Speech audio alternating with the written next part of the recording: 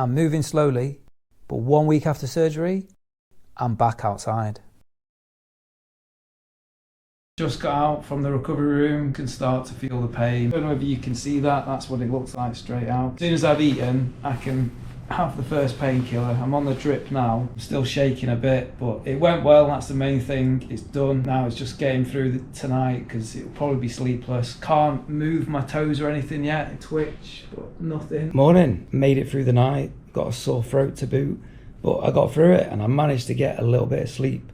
And that did not happen at all last time. But the pain was worse this time. This is the reality of what happens when you have a hip replacement. You'll feel like you've done 12 rounds with Mike Tyson. But it's going to be different for everyone. And the key takeaway for you is if you can get through the first night, that is arguably the hardest night to get through. Tony showed me my ball joint right at the very top of the ball where it should be spherical. It was just flat. And he said it was worse than the right one. That explains so much for so long in my life where I've had tightness, impingement in my hips. Hopefully get to go home early afternoon and then recovery starts from there. First week, again, that's the hardest week. Try and record what I can, but my throat is really croaky as you can hear. I am very tired. I'm doing this to try and help people by sharing my experience, not offer guidance. For anyone who's considering this and is worried that the pain will be too much, that's subjective. Everyone has their own threshold. Hopefully this experience I'm sharing can give you confidence that you'll get through it. You've got all the medication there, great set of nurses and support staff. I'm rambling now, my voice is gone, so I'm going to turn it off. Hopefully I'll film a bit more.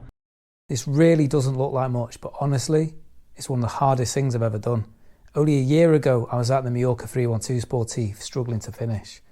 Unfit, in pain, and completely broken by the end of it. Now I'm relearning how to walk. Even something simple like stairs became a challenge. Remembering good leg up, bad leg down. And by this point, I was already exhausted. Watching this back, it honestly doesn't look that hard, but believe me, it was harder than I remembered. A short walk felt like a long ride. My legs felt weak. My muscles weren't even listening. It's going to be a long road back from this. I know that from experience. And I even needed help lifting my leg. I just couldn't do it on my own.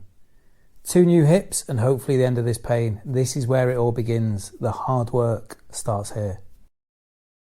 Day 2 after surgery, and these exercises are as basic as you're going to get. They look easy, but trust me, they're not. Even sliding the heel is tough. I can't get full range of motion. Abduction exercise is way the hardest one to do. I've almost got nothing there. I can get my leg out, but I need help bringing it back in. Ankle pumps for circulation and the static quad stretch, they're both pretty easy, but they catch up with you quickly. Lifting the hips to do a glute bridge is hard at this point. There's not much there and I can't get very high. Now look, I'll be the first to admit my technique here looks pretty rough, but it's so important to control this movement and it stops you twisting and hurting yourself.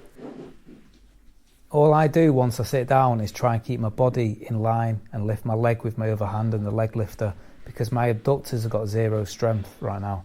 Now that's because I had the posterior approach, so the entry point was at the back, and I literally cannot even lift my leg from the floor to the sofa if I wanted to. It's totally normal to feel pain here. At the end of the day, you're trying to move your leg and it's just not having it because of what's happened. To get up, I sit on a plastic bag, which is a trick I figured out after the first operation. That helps me pivot pain-free without twisting, and then it's just a case of planting your good foot, push it up with your hands, try and stay balanced, and hopefully you left your crutches close by. That's it, job's a good one.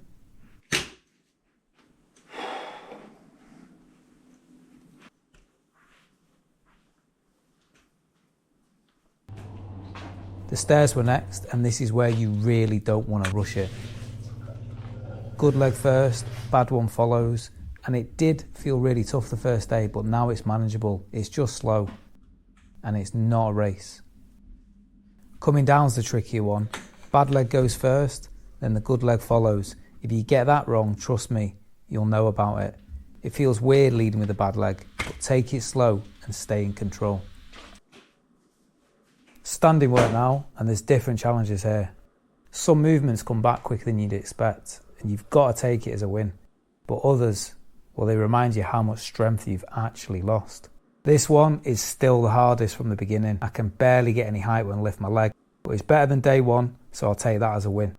The toilet raiser will be hanging around for quite a while longer because there is no depth on these squats. It's slow progress, but I know from last time it does come back. Each movement reminds me that it takes consistency, and now it's time to take those first steps outside. It's the 7th day and I'm finally outside again. Every step reminds me how weak I am. I'm shattered from a small walk, but I'm moving and that's what counts. I've got sore muscles, I'm moving slowly, but just being out here feels like a real win. It feels strange learning how to walk all over again, going slow, remaining focused, but progress is there to see. I made it through the hardest week, the first one, but next week the real test begins. Come back and see what I can actually do.